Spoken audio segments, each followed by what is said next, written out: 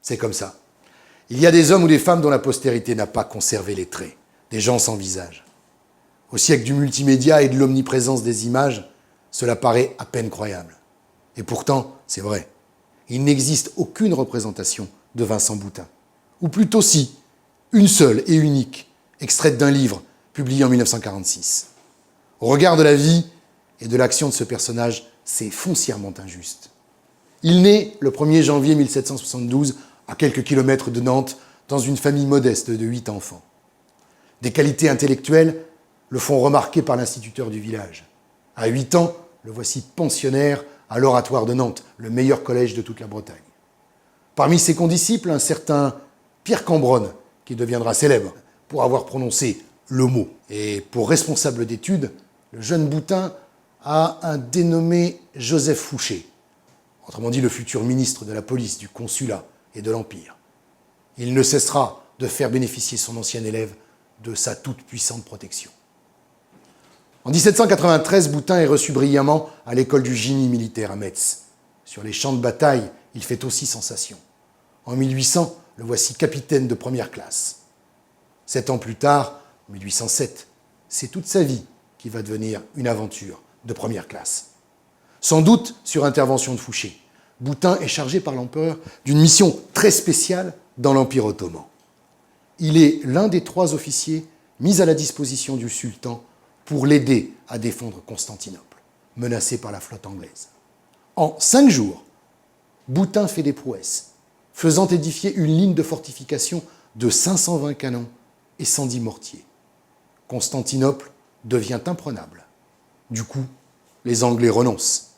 Et Boutin, lui, devient une espèce de Lawrence d'Arabie, adoptant le langage et l'habillement local, portant la barbe et le turban pendant des mois. À cet homme, qui sait si bien se fondre dans la masse, Napoléon confie une autre mission. Préparer l'expédition militaire contre la régence d'Alger pour mettre fin à la piraterie barbaresque, un véritable cauchemar pour les pays riverains de la Méditerranée. Changement de méthode.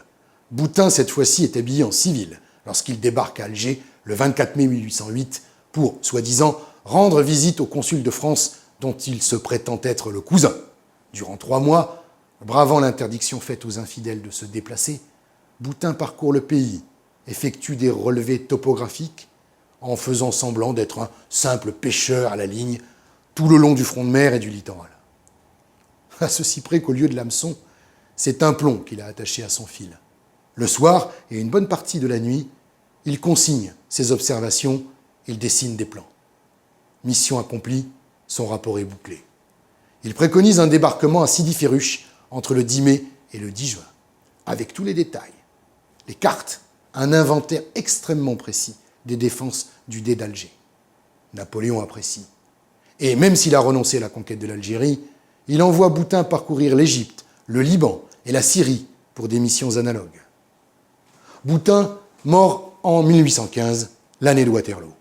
15 ans plus tard, lorsque l'armée française débarque en Algérie, elle suit à la lettre le plan établi par l'officier espion, avec le succès que l'on sait.